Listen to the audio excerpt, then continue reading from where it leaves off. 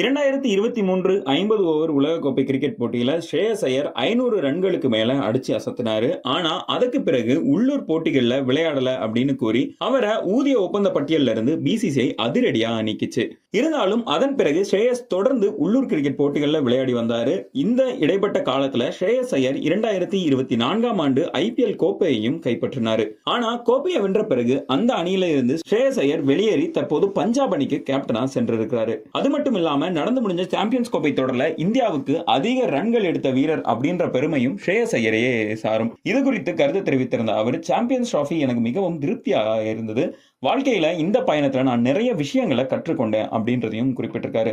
மேலும் குறிப்பா 2023 உலகக்கோப்பை தொடர்ல விளையாடிய பின் நான் ஊதிய ஒப்பந்தத்தில இருந்து அதிரடியா நீக்கப்பட்டேன்.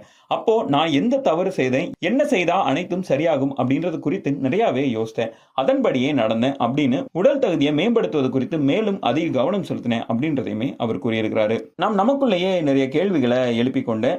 அதன் பிறகு உடல் தகுதியை மீட்பதற்காக கடும் பயிற்சியையும் மேற்கொண்டேன். இதற்காக சிறப்பு திட்டங்களையும் தீட்டு அட்டவணைகளை தயார் செய்து அதன்படி எந்த பயிற்சியை எப்போ செய்யணும் அப்படின்றதையும் கரெக்டா செய்து வந்தேன் அப்படின்றதும் அவர் குறிப்பிட்டிருக்காரு. உள்ளூர் கிரிக்கெட் போட்டிகளில் தொடர்ந்து விளையாடும் போதுதான் நம்மளோட உடல் தகுதி எவ்வளவு இருக்குது அப்படின்றது நமக்கு தெரிய வருது. அதோட முக்கியத்துவம் என்ன அப்படின்றதும் நல்லாவே தெரியுது.